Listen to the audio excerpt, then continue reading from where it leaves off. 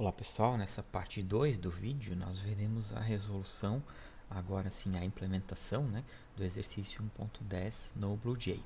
Então aqui já temos o nosso diagrama de classes, já estou com o projeto criado no BlueJ, vou criar a nossa classe aqui, array inteiros.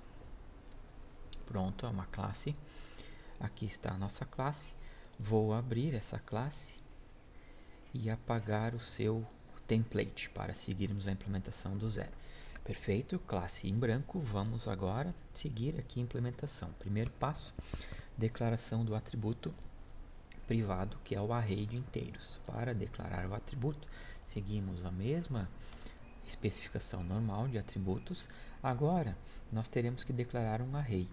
E como eu faço para declarar um array, professor? Bom, se você não sabe, este é o momento de pausar o vídeo e olhar no material de aula do tópico de Fundamentos de Java. Foi a primeira parte que nós abordamos no curso. Pause o vídeo, verifique lá e depois volte aqui. Seguindo então com a implementação, agora que você já viu como se declara um array, nós vamos declarar aqui um array de valores inteiros, abre e fecha colchetes, e declaramos depois o nome do atributo, que vamos chamar aqui de array. Pronto, classe compilada, nenhum problema, já temos a declaração do nosso atributo array. Vamos em frente, temos que criar aqui no item A um construtor que recebe como parâmetro o tamanho do array. Então já está aqui no nosso diagrama, vamos implementar o construtor aqui então. Então esse construtor vai ser public, todo construtor é public, ele tem o mesmo nome da nossa classe, array de inteiros, e ele recebe um único argumento, que é um valor inteiro com o tamanho do array. E o que esse construtor faz é criar o array na memória. Como que eu faço para criar o array na memória, professor? Muito bem, pause o vídeo, vá lá no material sobre fundamentos de Java e verifique como criar um array na memória. Depois volte aqui para continuarmos. Vamos continuar então. Para criar um array, nós colocamos aqui o nome da variável, do array no caso, e criamos aqui um new, passando aqui o tipo de array, o tipo de elemento contido lá nas posições do array, e como parâmetro, entre colchetes aqui, nós informamos qual será o tamanho do array. Note o uso do operador new. Agora que você já conhece orientação de objetos, já consegue fazer a relação com o construtor.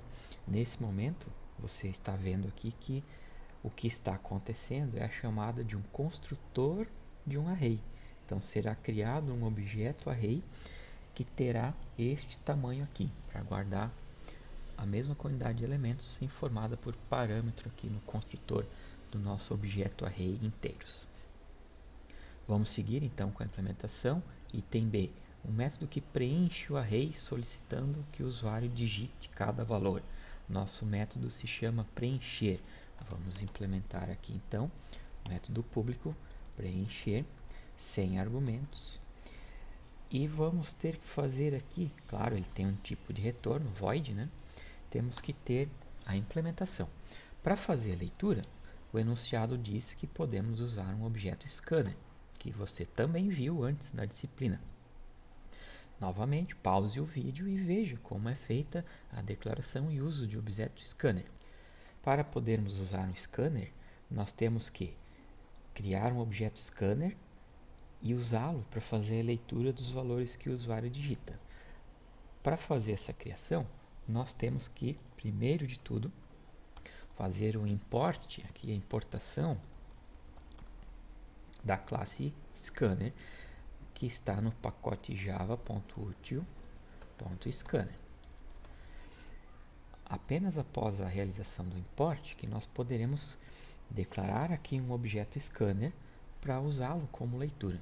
Então, nós vamos declarar aqui um scanner, vamos chamar de scan, igual fizemos na primeira parte do curso, e vamos criar aqui, olhem só, criação de um objeto scanner com o operador new, e esse scanner ele precisa de um argumento que é de onde os os valores digitados pelo usuário serão lidos, que é da entrada do sistema, system.in. Muito bem, mais um objeto criado com o operador new. Agora nós podemos usar esse objeto scan para fazer leitura. Como eu tenho que preencher todos os valores, todas as posições do array, eu vou usar um laço for. Vou fazer um for aqui usando uma variável int i, que começa em 0 na primeira posição do array. Esse laço ele vai se repetir enquanto o nosso array, enquanto não preenchermos aqui todas as posições do array. Uma forma de você obter aqui o tamanho do array, né, é através do atributo aLength de um array. Então você não precisa guardar este atributo aqui como este valor de tamanho como um atributo no objeto, porque o próprio array em Java possui esse atributo que informa qual é o seu tamanho. Esse atributo é o length. Vejam que é um atributo público. Uma vez então que esse laço vai se repetir até que o valor da variável i atinja o tamanho do array, a cada vez nós incrementamos o valor dela para ler os vários elementos. Aqui dentro eu simplesmente faço um print informando para o usuário, digite o valor da posição tal. Vamos digitar aqui o print system.out.printf e coloco uma mensagem bonita, digite valor, e eu coloco aqui um %d para informar a posição que o usuário deve digitar o valor, né? Para qual posição ele vai digitar o valor. E aí preencho aqui nesse %d com a posição necessária, né? A posição para a qual ele vai informar um valor. Uma vez que ele digita o valor, nós fazemos a leitura aqui de valor igual a scan.nextInt. E por fim, basta guardarmos esse valor dentro do nosso array na posição i. Array na posição i recebe o valor digitado. Pronto, isso encerra a nossa rotina de leitura, de preenchimento dos valores no array usando o scanner. Podemos ir para o item C, um método que imprime os valores do array em uma única linha. Temos aqui, chamamos esse método de imprimir no diagrama. Então, public, ele é void também, imprimir. Vamos fazer a impressão aqui dos valores. Para imprimir todos os valores, nós simplesmente fazemos um laço for para percorrer todo o array e imprimir cada um dos valores. Então, fazemos um for aqui usando uma variável i também, enquanto i for menor do que array.length e mais. E aqui nós temos então que imprimir o valor de cada uma dessas posições. Porém, vendo aqui o enunciado, você deve notar que existe uma restrição, que os valores devem ser separados por vírgula.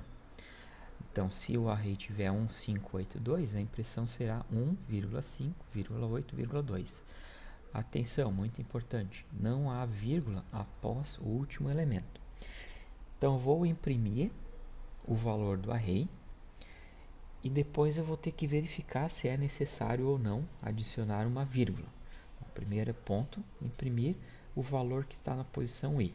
System.out.printf, informamos aqui um %d, que é o valor propriamente dito que está na posição i do nosso array. Então, será substituído na impressão esse %d pelo valor que está na posição i.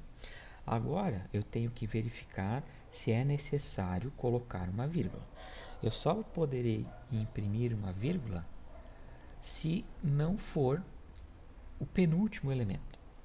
Então, eu tenho que verificar se eu ainda não cheguei lá no penúltimo elemento, porque só posso colocar uma vírgula entre o penúltimo e o último. Depois do último elemento, não vai mais vírgula.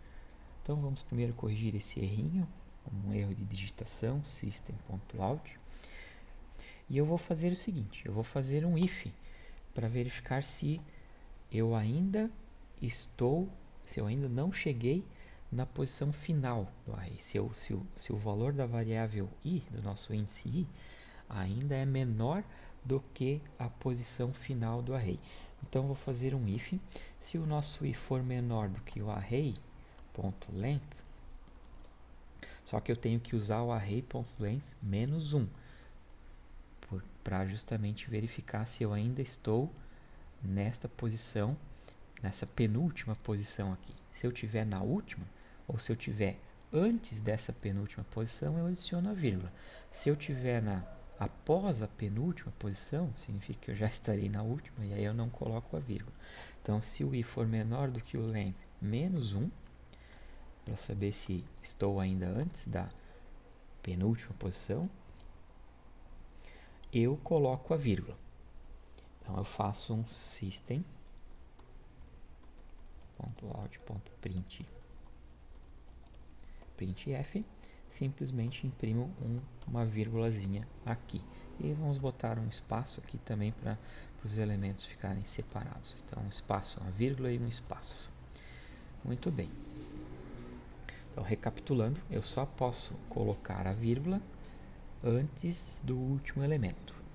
Então, por isso que eu tenho que verificar se eu ainda não cheguei lá no último elemento, né? Se esse valor de i ainda corresponde ela ainda é menor do que o último elemento, que é a última posição. Aí eu imprimo.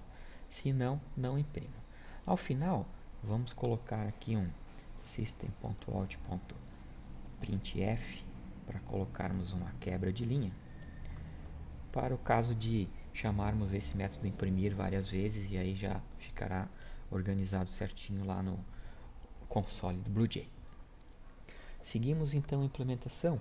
Nosso próximo método é o item D, um método que verifica se um dado valor existe no array. Para isso, nós criamos aqui no diagrama o método existe, que recebe como argumento o valor que se quer verificar se existe. Então, vamos implementar aqui.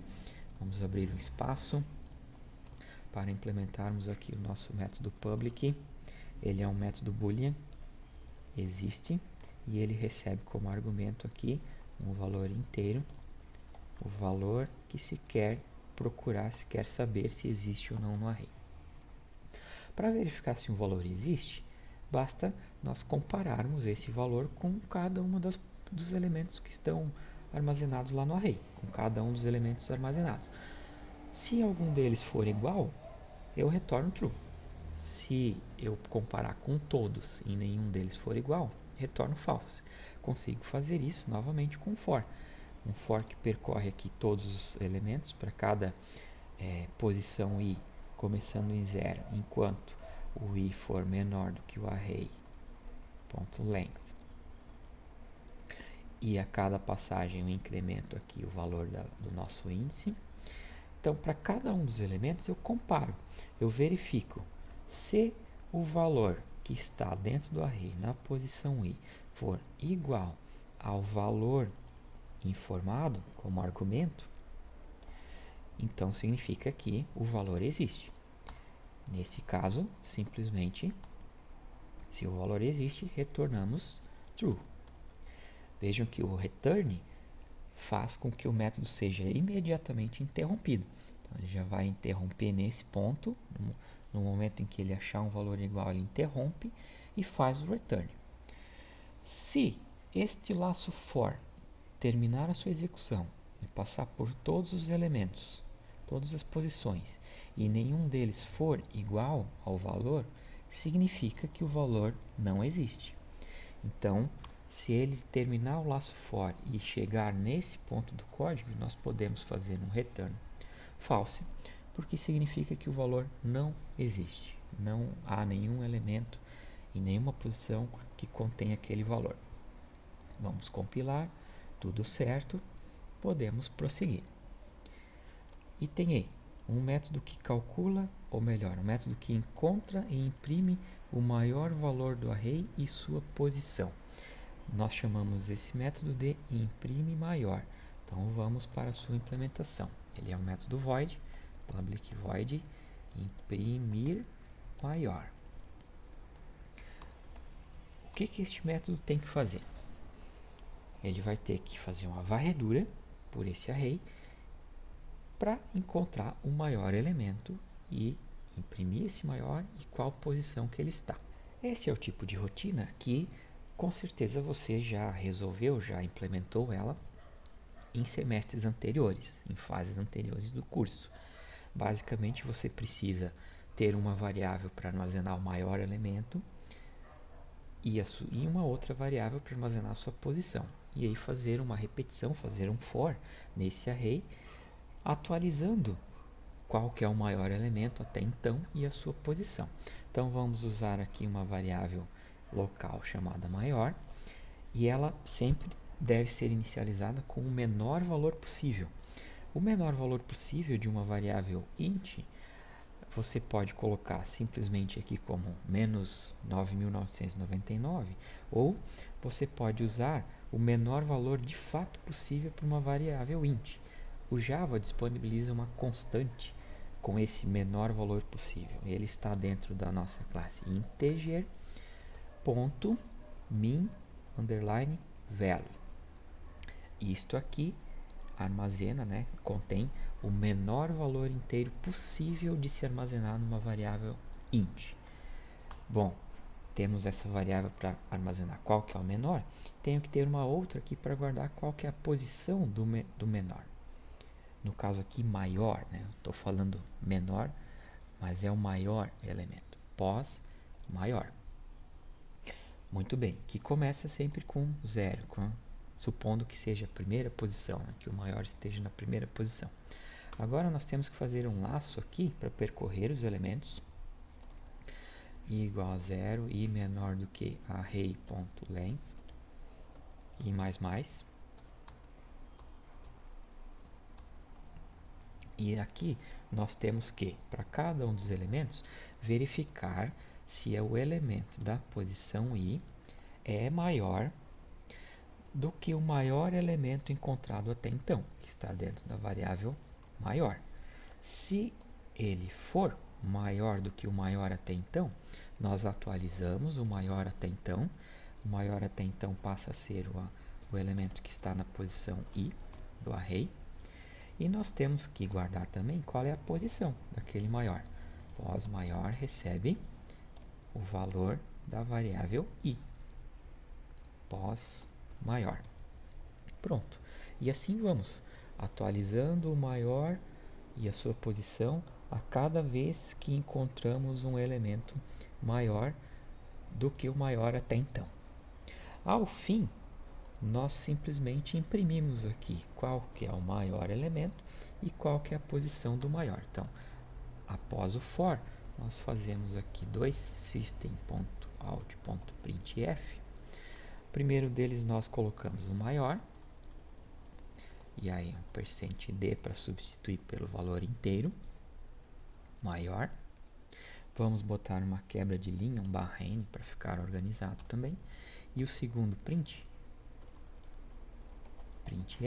o segundo print é a sua posição do maior, que também é um valor inteiro.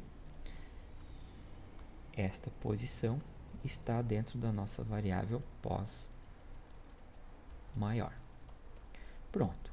Com isso, varremos todo o nosso array, encontramos o maior elemento e a sua posição e, ao fim, imprimimos os dois valores aqui. Nenhum erro de compilação, podemos prosseguir para o próximo método. Item F. O método que calcula e imprime a frequência absoluta. Essa frequência absoluta, como eu expliquei num outro vídeo, é simplesmente quantas vezes cada um dos possíveis valores desse nosso array existe, quantas vezes ele ocorre. Vamos ver aqui. Quantos são os possíveis valores? O próprio enunciado diz que os valores são todos entre 0 e 100. Então, eu tenho que verificar, contar quantas vezes cada um desses possíveis valores ocorre no array. Supondo este exemplo aqui, 3, 2, 99, 2, 1, 3. Quantas vezes o valor 0 ocorre? O valor 0 não ocorre nenhuma vez, então a sua frequência é 0. O valor 1, ele ocorre uma vez. Aqui está ele. Então, a sua frequência é 1. Já o valor 2 ocorre duas vezes. Uma aqui e a outra aqui. Assim sucessivamente, nós temos que, para cada um dos possíveis valores, de 0 a 100, contar quantas vezes cada um desse valor aqui ocorre no array. Como que você pode fazer isso? Você pode, claro, tenho que contar quantas vezes cada um desses valores aqui aparece no array. Então, eu vou ter um for. Esse for vai ser de 0 até 100, porque são de 0 a 100 são os possíveis valores. Para cada um desses possíveis valores aqui, eu terei que fazer um outro laço de repetição para varrer todo o array aqui no caso, e contar quantas vezes cada um desses valores aqui ocorre. Então, terei um for dentro do for. Então, terei mais um for aqui dentro para contar quantas vezes cada um desses valores ocorre. Vamos para o código então. Vamos implementar aqui o nosso método imprimir frequência absoluta. Public void imprimir frequência absoluta. Então, como eu disse, nós teremos que fazer um for dentro de outro. O nosso primeiro for é o for que vai passar por todos os valores possíveis. Então, fazer um for aqui, vou usar uma variável valor que vai começar em 0, que é o primeiro valor possível, de acordo com o nosso enunciado, né? Primeiro valor, os valores entre 0 e 100, então começa em 0. Enquanto o valor for menor ou igual aqui a 100, no caso, e para cada passagem eu incremento o valor. Agora, para cada um desses valores, nós temos que fazer um for para contar quantas vezes ele ocorre dentro do array. Então, vou fazer agora um laço aqui que percorre o array. Mas para isso, claro, temos que ter uma variável aqui para poder contar, né, a frequência. Então, ela vai começar com 0. Então, para cada valor, eu vou contar a sua frequência. Então, vamos fazer um for aqui, que aí sim, esse é o for que vai percorrer o array. Então, vou usar aqui uma variável in, começa em 0, enquanto i for menor do que array.length, e a cada vez eu incremento o valor de i. Aqui, agora sim, nós temos que verificar se o valor que está no array na posição i for igual ao valor que eu estou calculando a frequência, o que acontece? Eu incremento a frequência, que somos mais uma unidade na variável frequência. Então, a frequência desse valor, incremento de 1. Se ele não for igual, não faço nada. Então, ao terminar este laço aqui, o laço for interno, nós teremos a frequência de um valor em específico. Primeiro vai ser o 0, depois o 1, depois o 2, depois o 3. Então, para cada um desses valores, eu tenho que computar a frequência e imprimir o valor dessa frequência. Vou fazer aqui um system.out.printf.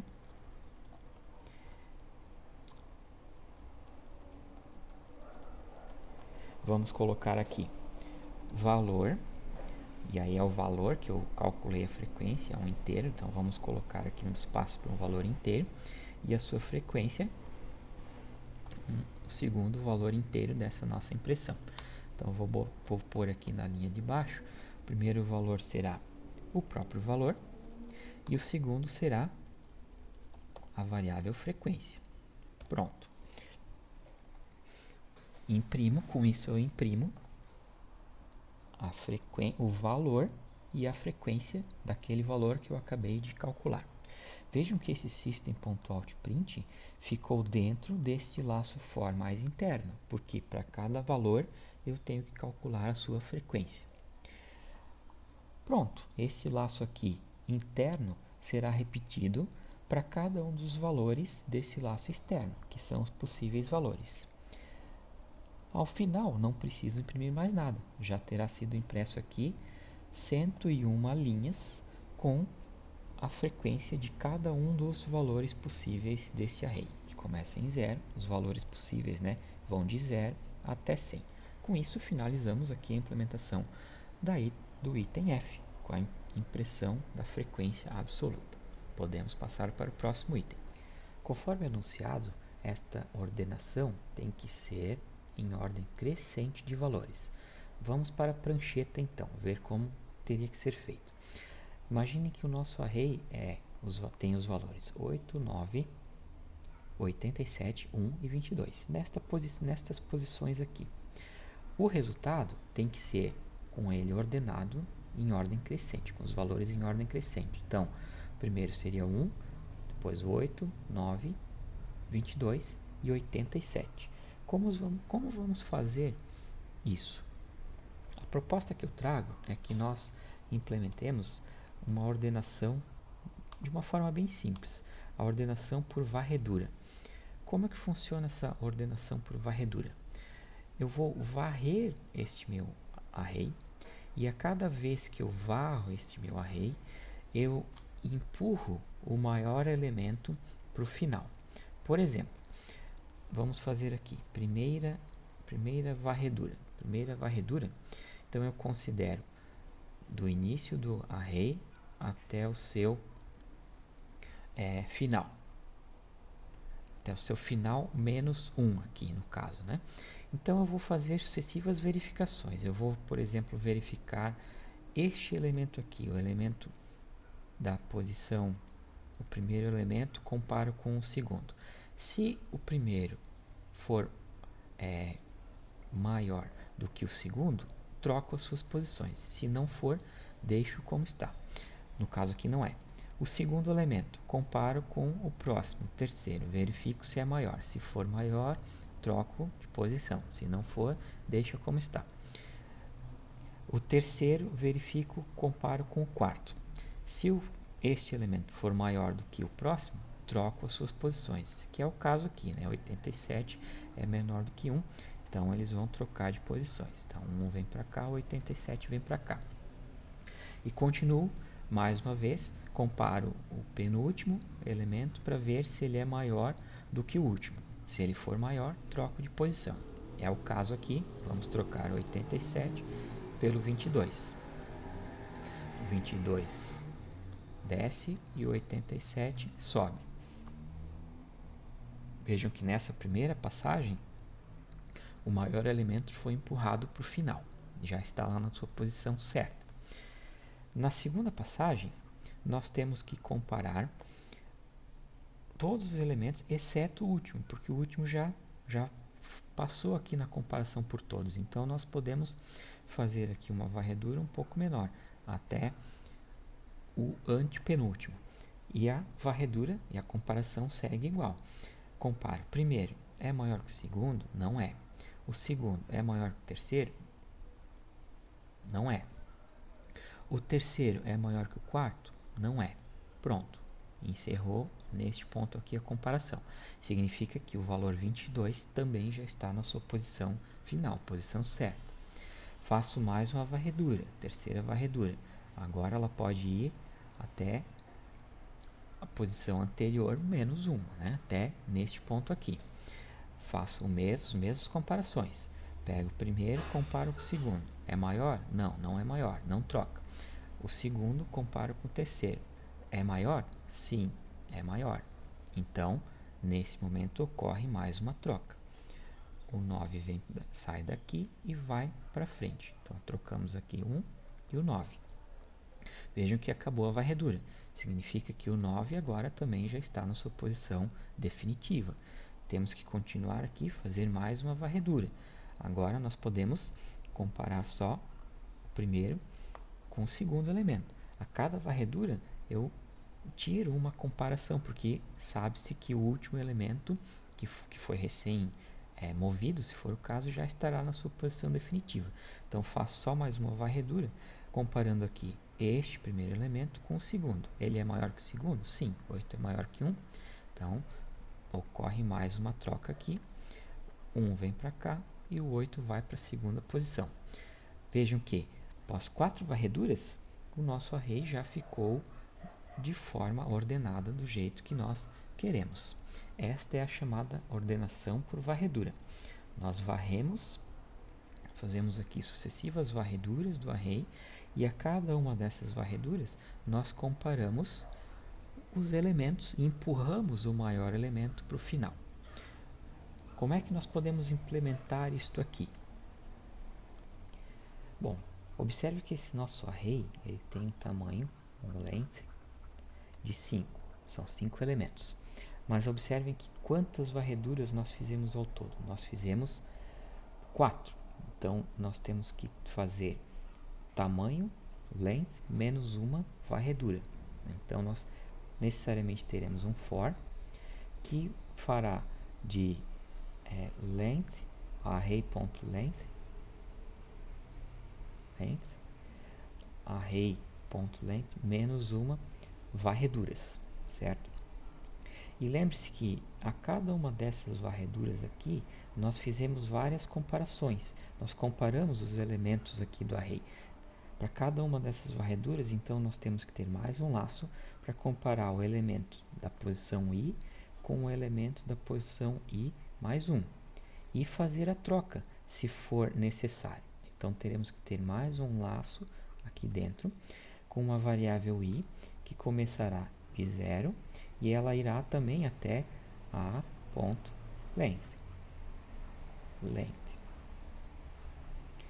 E dentro desse for, nós teremos que fazer um teste para verificar se há necessidade de trocar os elementos. Se o elemento que está na posição i for maior do que o da posição, vou fazer na linha de baixo aqui, array, na posição i mais 1, que é a próxima posição, então nós trocamos, trocar elementos. Vamos ver como fica essa implementação em Java, então. Então, o nosso método se chama ordenar. Vamos implementar aqui o public void ordenar. E esse método, então, aqui dentro, teremos que fazer essa lógica de varredura e trocas dos elementos. Então, vamos lá. Nós temos que ter um laço, então, para fazer as varreduras. Vamos fazer um laço for. Vamos botar um comentário aqui, laço das varreduras. Então, vai ser um for. Vou usar uma variável qualquer aqui, int varredura, começa em 0, ela vai até varredura menor do que array.length. Ainda no caso aqui, array.length menos 1, né? Menos 1. E ao fim fazemos um varredura mais. Aqui está o nosso laço das varreduras. Agora, dentro de cada uma das varreduras, nós vamos ter que implementar aqui o laço das trocas. E aí nós teremos que fazer novamente essa varredura no mesmo intervalo, né? Com uma outra variável, agora um int i, que começa em 0. E na verdade, observe o seguinte, esse nosso laço interno, ele não precisa ir nunca até o final. Então, nós podemos otimizá-lo e fazer com que ele vá simplesmente até o limite aqui da varredura. Então, a primeira varredura vai até o final menos 1. Então, se nós podemos fazer o seguinte, nós podemos ajustar este primeiro laço for para que ele seja um laço decrescente. E daí, esta variável varredura vai nos dar qual que é a posição que o nosso laço interno terá que percorrer. Então, vamos fazer com que essa variável varredura, na verdade, comece aqui com o valor length menos 1. Esse laço ele vai seguir enquanto a varredura for maior ou igual a 0. E aqui, claro, nós temos que ajustar aqui para, em vez de incrementar, decrementar o valor da variável varredura. Para que a gente possa aqui usar esta variável varredura como limite desta nossa variável i. Então, essa nossa variável i, ela não precisa mais ir até o final. Ela vai até a posição correspondente da varredura em questão. Então, ela começa do início e vai até a varredura. Aqui vamos fazer, enquanto o i agora tenho que usar um menor igual, porque é inclusive, né, a posição aqui da varredura. E a cada passagem incrementamos aqui o valor da variável i. Pronto. Então, temos um for externo que controla aqui a quantidade de varreduras. Esse nosso for ele é decrescente, para podermos usar aqui o valor da varredura como limitante no laço das trocas, né? E fazemos um laço das trocas que começa sempre em 0 e vai até esse limite aqui da varredura. Aqui nós temos que fazer então a verificação. Se o elemento que está no array na posição i for maior do que o array que está na posição i mais 1, significa que eu tenho que trocar o elemento, tenho que empurrar ele para frente. Então tenho que criar uma variável temporária aqui para poder guardar o elemento do array na posição i. Depois, dentro dessa posição i, colocamos aqui o valor que está na posição i mais 1, ponto e vírgula. E dentro da posição i mais 1, colocamos o valor salvo ali na variável temp. Temp e não tempo, né?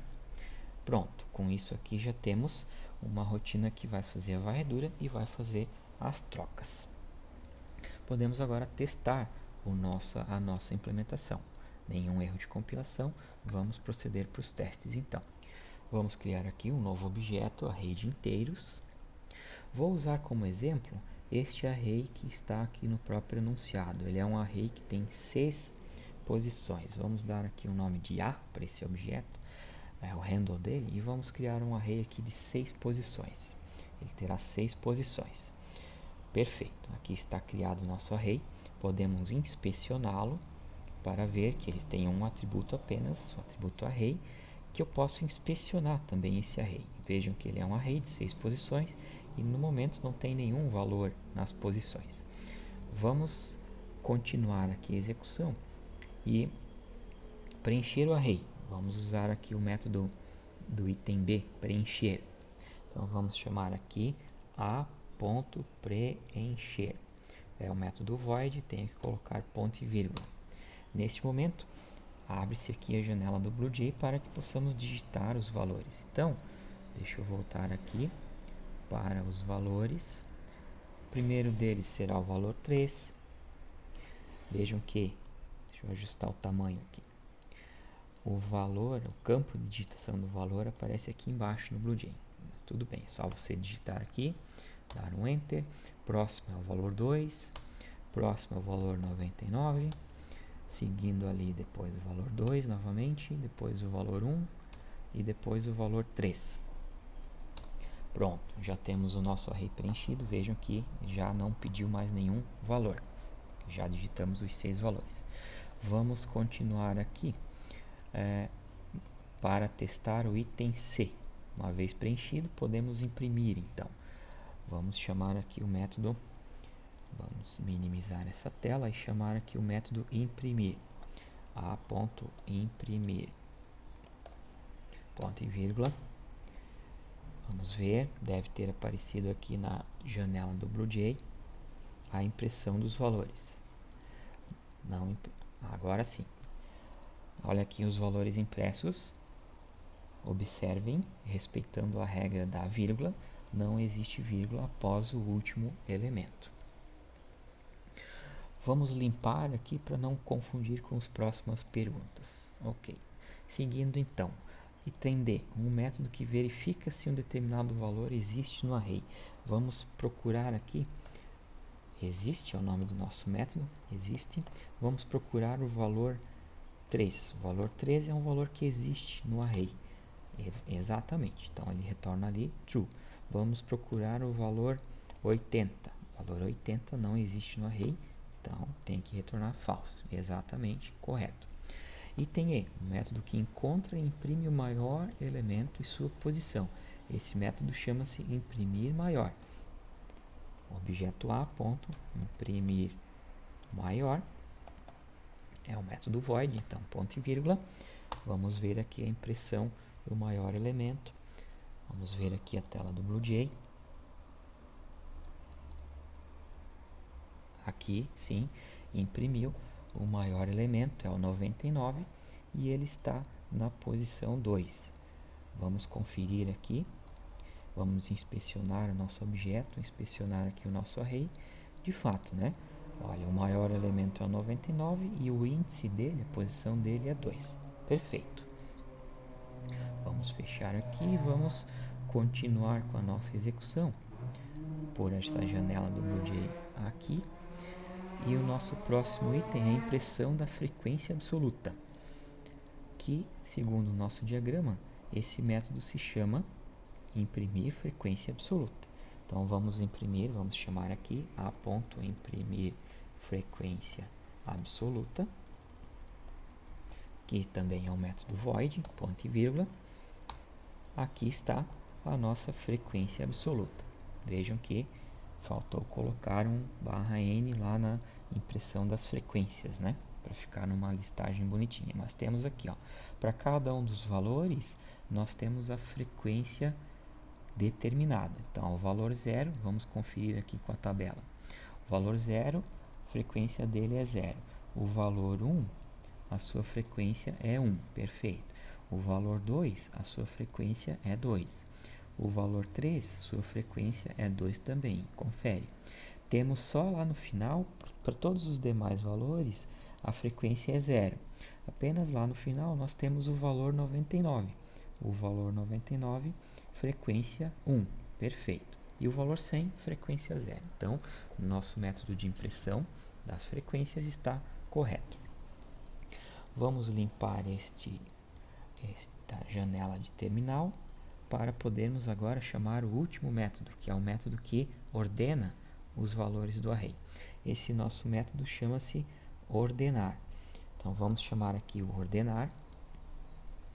Vamos novamente imprimir para depois ordenarmos e compararmos com a impressão antes da ordenação. A.imprimir,